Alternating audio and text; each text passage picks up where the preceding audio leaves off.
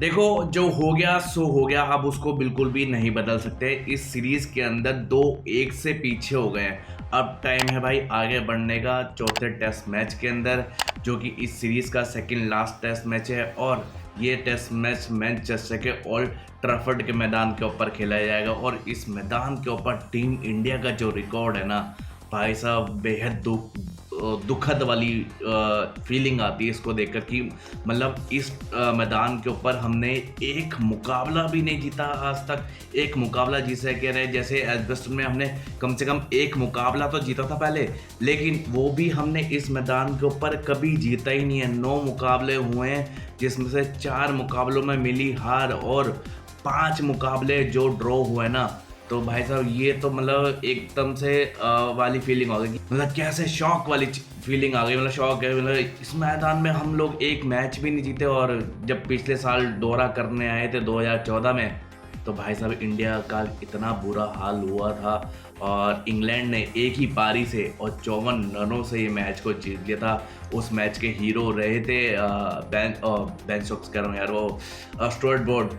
26 run देकर या 5-6 wicket ली थी। लेकिन उस टाइम की पिच काफ़ी अलग थी, सीम मिलती थी, स्विंग मिलती थी, सीम आउट होती थी, तो बल्लेबाजों को थोड़ी दिक्कत होती थी। लेकिन क्या पता इस मैदान के ऊपर अब वो पहले जैसे पिच ना मिले, क्योंकि तीनों टेस्ट मैच के हमने देखा है कि बैटिंग पिच बनाई गई है, बल्लेबाजों के लिए आसानी हो रही है। और बॉल भी जो है वो एक रोल निभाती है कि मतलब 10 ओवर, 20 ओवर या 30 ओवर तक बॉल पुरानी हो जाती है, सॉफ्ट हो जाती है और बल्लेबाजों को आसानी हो जाती है बल्लेबाजी करने के लिए।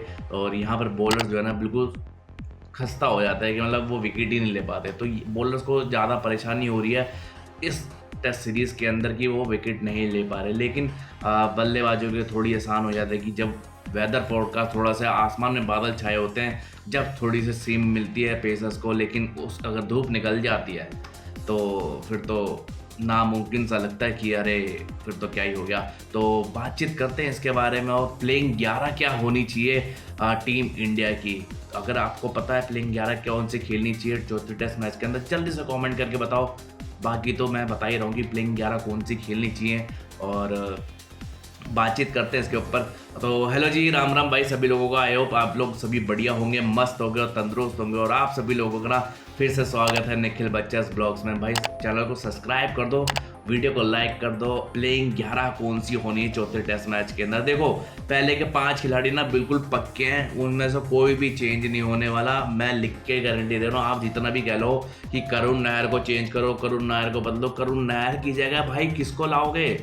अभिमन्यु ईश्वरन जो अभी टेस्ट डेब्यू कर रहे हैं, ठीक है, या फिर साई सुदर्शन जो पहले इनिंग्स के अंदर ही 0 पे आउट हो गए थे। सेकंड इनिंग्स में उन्होंने 30 रन बनाए थे, मतलब एक टेस्ट मैच खेला उन्होंने, 2 पारियां खेली हैं लेकिन 30 रन बनाए। और यहाँ पर अगर मैं बात करूँ करुण नायर की, करुण नायर ने जब वार्म अप मैचेस हो रहे थे India A versus England lions के बीच में, तो दोहरा शतक जड़ा था उन्होंने।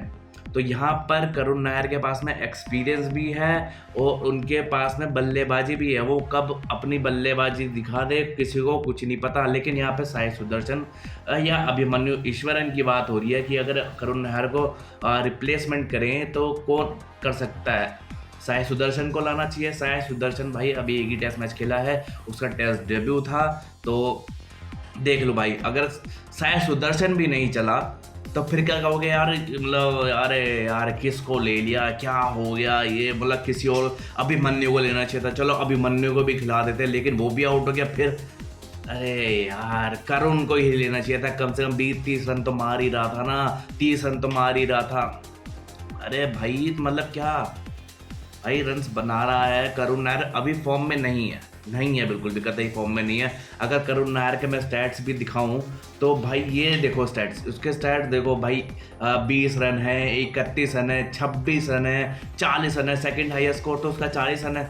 तो तीन मैचों के अंदर 6 पारियों के अंदर उसने ये रन्स बनाए हैं। अब भाई क्या क्या करना चाहोगे? मतलब अब करुण नायर को रिप्लेस करना चाहोगे, साई सुदर्शन से रिप्लेस करना चाहोगे? तो भाई ये तो बड़ा सवाल ही है। आप लोगों के बड़े सवाल आ रहे हैं कि भाई साई सुदर्शन को लाना चाहिए, करुण को बाहर निकालना चाहिए। भाई पहले मैं भी यही सोच रहा था कि करुण नायर रन्स तो बना नहीं रहा है यार, कि क्या है क्या नहीं। बट मैंने फिर भाई थोड़ा सा सोचा, दिमाग लगाया थोड़ा सा ना, मतलब सोचा कि भाई अगर करुण नायर नहीं तो फिर रन्स कौन बनाएगा। अगर मान लो कि साई सुदर्शन भी आउट हो जाता है, 30 रन ही बनाता है, चलो जैसे वो सेकंड इनिंग्स, पहले टेस्ट मैच के सेकंड इनिंग्स के अंदर 30 रन ही बनाए, वो भी 30 रन बनाता है, तो करुण नायर भी तो 30 रन बना रहा है, वो भी 30 रन बना रहा है, 40 रन बना रहा है। अगर अभिमन्यु ईश्वरन को लाते हैं, अभिमन्यु ईश्वरन ने वार्म अप मैच खेला था इंग्लैंड लॉयंस के साथ में, अभी सीरीज से पहले वार्म अप मैच खेला था, तो उसने भी सेकेंड इनिंग्स के अंदर 80 रन बनाए थे, पहले पे 11 रन या 12 रन शायद कुछ बनाए थे, फिर वो उसने 80 रन बनाए थे। एक ही पारी हुई उसकी, लेकिन उस पारी के बाद में वो चला ही नहीं। फिर क्या फ़ायदा जब वो उसके मैदान के अंदर वो 40 रन बना रहा है, मतलब इंग्लैंड लॉयंस के साथ में 80 रन बना रहा है, जब सीनियर टीम खेलेगी उसके सामने, तो भाई फिर वो भी अगर 40 रन बनाए, मतलब फिर चला ही ना, आउट हो जाए, जल्दी आउट हो जाए, कुछ भी हो जाए, कुछ भी हो सकता है भाई। एक गेंद का खिलाड़ी होता है, सिर्फ एक गेंद का बल्लेबाज होता है। एक गेंद, अगर एक गेंद उसके सही टप्पे पे गिरी, विकेट मिल गई, तो बल्लेबाज का खेल खत्म। यहाँ पे बॉलर को 6 बॉलें मिलती हैं, 6 बॉलों में वो हर बार बीट कर सकता है, 6 बॉलों में 6 बार बीट कर सकता है।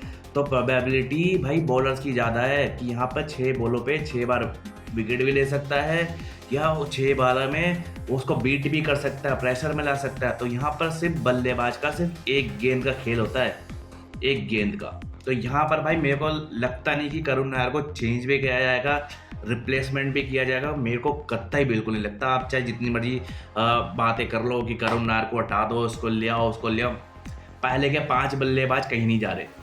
केएल राहुल, यशस्वी जायसवाल, करुण नायर जो नंबर 3 पे खेलते हैं वो कहीं नहीं जा रहा, शुभम गिल, ऋषभ पंत। अगर ऋषभ पंत जो इंजरी हुई थी, फिंगर्स में जो इंजरी हुई है, अगर वो ठीक हो गई तो ऋषभ पंत खेल सकते हैं, वरना उनकी जगह ध्रुव जोयल आ सकते हैं कीपिंग करने। जैसे कि भाई ध्रुव जोयल ने कितनी अच्छी कीपिंग करी है, काबिल तारीफ है। जो ऋषभ पंत के इंजर होने के बाद में जो उनको लाया गया था कि रिप्लेसमेंट में कि आप विकेट कीपिंग करिए, तो भाई काबिल तारीफ विकेट कीपिंग करिए, अच्छी कीपिंग करिए। तो यहाँ पर अगर ऋषभ पंत नहीं खेलते हैं तो ध्रुव जोयल को ला सकता है, लेकिन ऋषभ पंत का इम्पैक्ट भाई साहब काबिले तारीफ है यार, काबिले तारीफ है। मतलब ताबड़तोड़ बल्लेबाजी करता है, और इंग्लैंड के जो प्लेयर्स हैं, बेन स्टोक्स हो, बशीर हो, या क्रिस वोक्स हो, या फिर जोफ्रा आर्चर हो, भाई थर थर कांपते हैं। ऋषभ पंत सब थर थर जिसे कहते हैं, पता है उन्हें कि भाई आगे बढ़ के ये चौका मार देगा, हमारी बॉल पर अटैक कर देगा, पता है उन्हें। वो जब भी बेन स्टोक जो है तीसरे टेस्ट मैच के अंदर जब भी वो विकेट लेने गया था, उसको जो रन आउट किया था ऋषभ पंत को, वो केएल राहुल को आउट कर सकता था, सामने था उसके, लेकिन उनने घूम के पीछे अपने सीधा डायरेक्ट थ्रो मारा, जिस पर ऋषभ पंत आउट हो गए। तो यहाँ पर ऋषभ पंत का विकेट कितना अहम होता है इंग्लैंड के प्लेयर्स के लिए, भाई आपको पता ही है। और ऋषभ पंत का जो स्टैट्स हैं वो भाई आपके सामने ही है, देख लो भाई कितने बढ़िया रन्स बनाए हैं, सेंचुरी भी लगाई है। अब इससे ज़्यादा ऋषभ पंत करे तो करे क्या। ऋषभ पंत अच्छा खेल रहा है, रन्स बना चुका है इस सीरीज़ के अंदर, 425 रन्स बना चुका है इस सीरीज़ के अंदर, और क्या चाहिए भाई, और क्या चाहिए। वहीं शुभम गिल की बात करते हैं, शुभम गिल पिछले मैच से थोड़े से लोगों की नज़रों में आ चुका है कि भाई जब ज़रूरत थी तो क्यों नहीं चला। पहले तो रन्स बना रहा था, 607 रन बना लिए सीरीज़ के अंदर, डबल सेंचुरी भी लगा ली, सैकड़ा भी लगा लिया, 150 रन भी बना लिया, सब कुछ लगा लिया, लेकिन भाई जब ज़रूरत थी, जब क्यों नहीं चला। भाई कुछ भी हो सकता भाई, मैं वही कह रहा हूँ कि बल्लेबाज जो है सिर्फ एक गेंद का खिलाड़ी है, एक गेंद का। तो यहाँ पर एक गेंद पड़ी ही नहीं सही टिप्पे पे, सही टिप्पे पे उसका विकेट गया। तो यहाँ पर बल्लेबाज कुछ नहीं कर सकता, बल्लेबाज सिर्फ अपना विकेट गंवाना ही आता है, क्योंकि उसको पता है कि अगर एक बॉल भी मेरे को वैसी मिल गई कि मैं जिसमें बीट हो गया है, एज लग गई, विकेट बल्ला कुछ हो गया, लेट आया, पैड में लग गई, इधर उधर हो गया, बाउंस आ गई, मैं जैसा टक्करा तो वो उछल के विकेट कीपर पे गई, स्लिप पे गई, कहीं गई, तो भाई सिर्फ ये सोच के आता कि भाई एक गेंद नहीं खेलनी है मुझे को ज़्यादा गेंदें खेलनी है। तो यहाँ पर सिर्फ एक गेंद का खिलाड़ी होता है बल्लेबाज। तो पहले 5 बल्लेबाज तो भाई कहीं नहीं जा रहे, मैं ये लिख के दे सकता हूँ, ठीक है। वो कोई चेंज नहीं होने वाला, जितना भी आप कुछ कर लो, ठीक है। बात करते हैं रविंद्र जडेजा की। भाई साहब काबिल तारीफ है यार, क्या प्लेयर है यार रविंद्र जडेजा। पेशेंस टेस्ट किया जा रहा था लास्ट टेस्ट मैच के अंदर कि क्या पेशेंस है इसका। और सबने तारीफ करी, बेन स्टोक्स ने तारीफ करी, जो रूट ने तारीफ करी। मतलब प्लेयर, क्या प्लेयर है यार।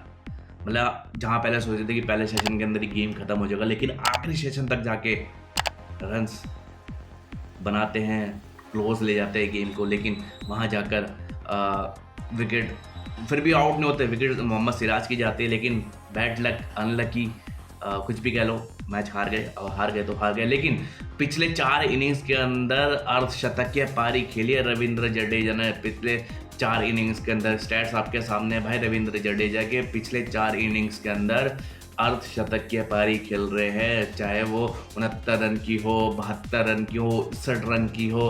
तो यहाँ पर भाई रविंद्र जडेजा फॉर्म में है और हर मैच के अंदर, हर इनिंग्स के अंदर आपकी अर्धशतकीय पारी खेल रहे हैं। चाहे वो उनको गेंदबाजी में इतनी मदद नहीं मिल रही हो, लेकिन अपनी बल्लेबाजी के अंदर पूरा 100, 200, 1000% दे रहे हैं टीम इंडिया के लिए कि भाई मैं खड़ा हूँ तो मैच यहाँ पर मैं जिता सकता हूँ, रन्स बन सकते हैं, छोटी छोटी पार्टनरशिप मैं कर सकता हूँ और मैं कर रहा हूँ। तो यहाँ पर रविंद्र जडेजा 6 नंबर पे आ गए, वो पक्के हो गए, ठीक है।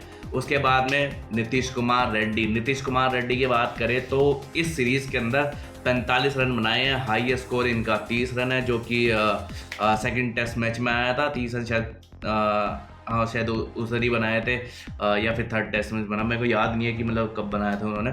लेकिन गेंदबाजी में कमाल करे, 3 विकेट ले चुके हैं और पहले 2 ओपनर खिलाड़ियों को तो इन्होंने चलता किया था, जहां वो आउट नहीं कर पा रहे थे। जसप्रीत बुमराह नहीं विकेट ले पा रहे थे, मोहम्मद सिराज विकेट नहीं ले पा रहे थे, आकाशदीप नहीं ले पा रहे थे, लेकिन नीतीश कुमार रेड्डी आते हैं, आउट ऑफ द बॉक्स इनको ओवर दिया जाता है और ये अपने ही ओवर में दोनों खिलाड़ियों को चलता करते हैं। तो यहाँ पर 2 टेस्ट मैचों के अंदर 3 विकेट ले चुके हैं नीतीश कुमार रेड्डी। तो यहाँ पर चाहे वो बल्लेबाजी हो, चाहे वो गेंदबाजी हो, तो नीतीश कुमार रेड्डी एक ऑलराउंडर की भूमिका निभा रहे हैं यहाँ पर। तो अच्छी खासी बल्लेबाजी भी कर रहे हैं, मतलब देखा जाए तो पेशेंस है इनके पास में, डिफेंस है, तो डिफेंसिंग करके खेलते हैं। तो मतलब ठीक है, छोटी छोटी पारियाँ होती, सबको यार मौका दिया जाता है। नीतीश कुमार रेड्डी का अगर बॉर्डर गावस्कर ट्रॉफी देखी जाए तो उसके अंदर भी अच्छी खासी कमाल की बल्लेबाजी करती, सैकड़ा लगाया था उसके अंदर भी, तो लेकिन इंडिया को क्लोजली ले गए थे, जहाँ रन्स नहीं बनाए थे और 9 विकेट 8 विकेट आउट हो गए थे,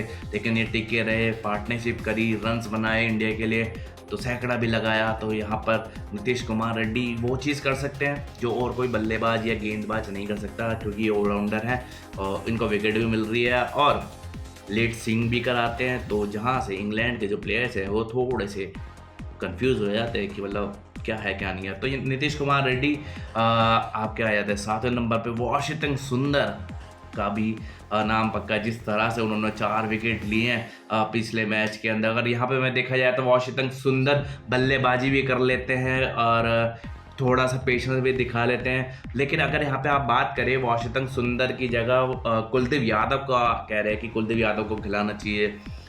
तीसरा टेस्ट मैच से ही कह रहे हैं कि कुलदीप यादव को मौका दो, कुलदीप यादव को मौका दो, लेकिन कुलदीप यादव भाई आपको बल्लेबाजी नहीं दे पाएगा, वो विकेट निकाल पाएगा, बल्लेबाजी नहीं निकाल पाएगा। आपके जिस तरह से कोलैप्स हो रहे हैं टीम इंडिया के, तो बल्लेबाजी चाहिए भाई, रन्स भी तो बनने चाहिए ना बोर्ड के अंदर। अगर स्कोर बोर्ड के अंदर रन्स ही नहीं होंगे, सिर्फ आप यार इंग्लैंड के 20 विकेट हैं, वो भी रन्स बना रहे हैं ना, उनके बल्लेबाज रन्स बना रहे हैं, तो विकेट कब मिलेगी आपको किसी को नहीं पता ना, कौन से ओवर में जाके आपको विकेट मिलने वाली है। ऐसा तो नहीं है 10-20 ओवर में आपका मैच खत्म हो जाएगा, वो बिल्कुल भी नहीं है। तो यहाँ पर कौन से ओवर में विकेट मिलने वाले हैं। अगर कुलदीप यादव वो बल्लेबाजी से कंट्रीब्यूशन नहीं दे पाते, चलो कुलदीप यादव ने अपना 5 विकेट ले लिया, पहले मैच के अंदर ही ले लिया, विकेट निकाल दी, चलो ठीक है। जसप्रीत बुमराह भी 5 विकेट ले थे इस सीरीज़ के अंदर। जसप्रीत बुमराह ने 12-13 विकेट ले चुके हैं, पहले टेस्ट मैच के अंदर फर्स्ट इनिंग्स के अंदर 5 विकेट ली थी, वहाँ पे भी ली थी ना, हैंडलिंग के ग्राउंड के अंदर वहाँ पे भी ली थी, लॉर्ड्स मैदान के ऊपर 5 विकेट ली।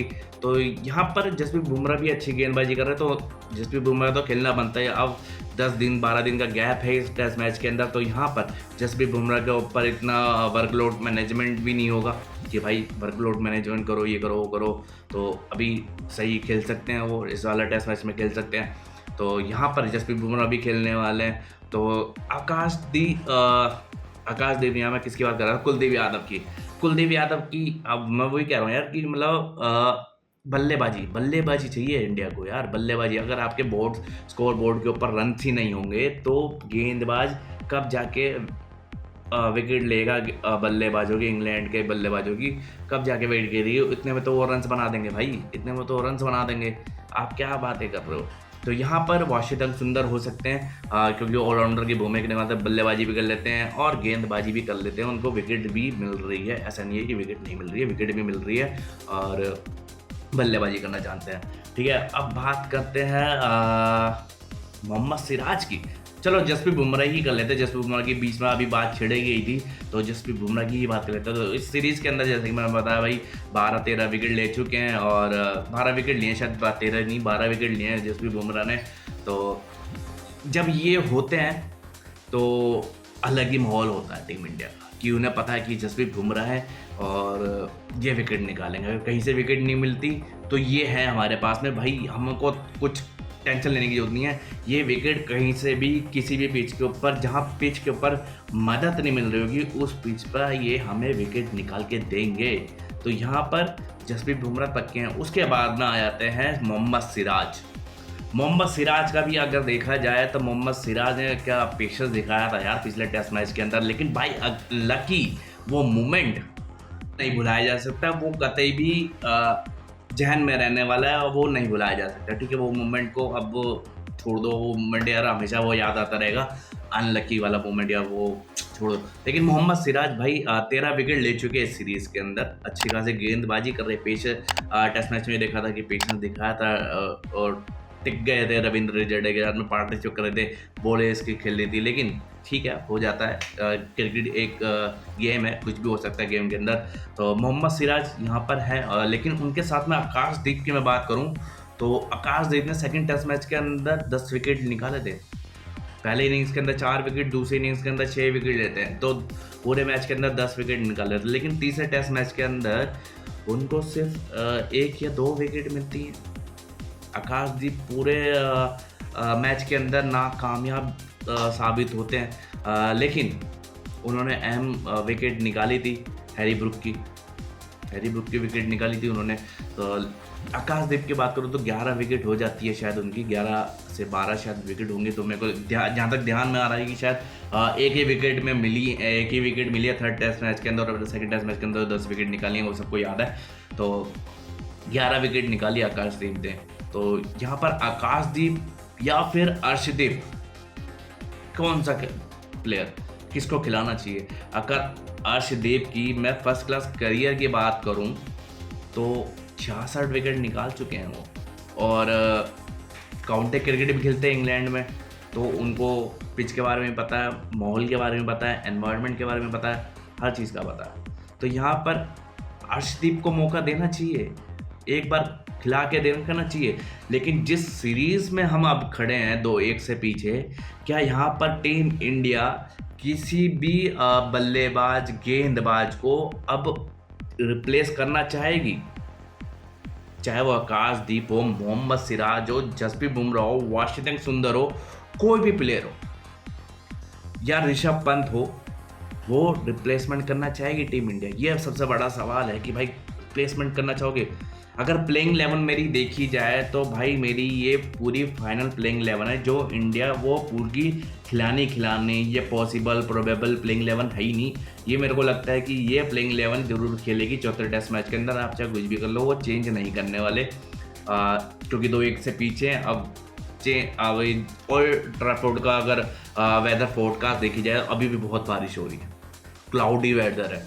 अब जब इंग्लैंड में क्लाउडी वेदर होता है, थोड़ी सी सिम मिलती है आपको, स्विंग मिलती है, तो दोनों तरफ से साइड वे से ना आपको बाहर अंदर गेंदें ये सब चलती रहती है। तो यहाँ पर अर्शदीप सिंह या फिर आकाशदीप सिंह, ये दोनों खिलाड़ियों को मेरे को लगता है कि ये होने चाहिए।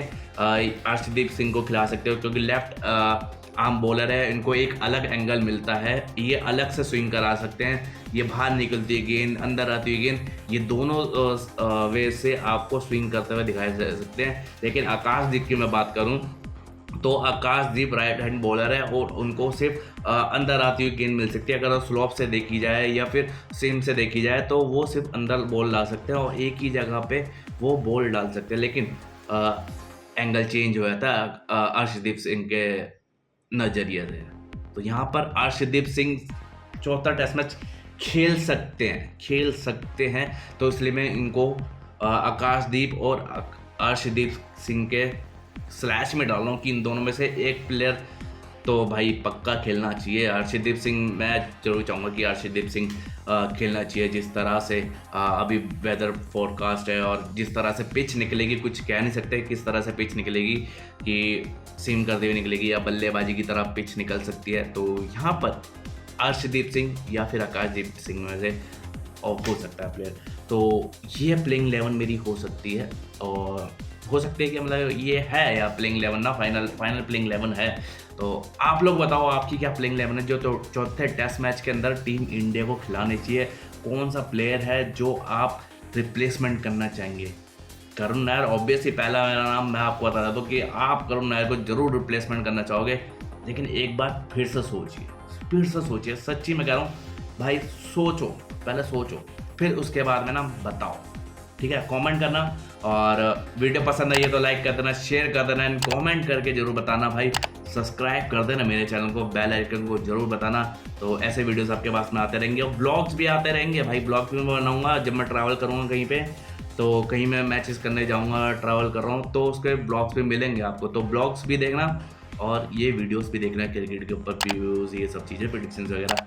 तो सब्सक्राइब कर दो मेरे चैनल को। फिर मैं मिलता हूँ आपको अगली वीडियो में, जब तक के लिए बाय।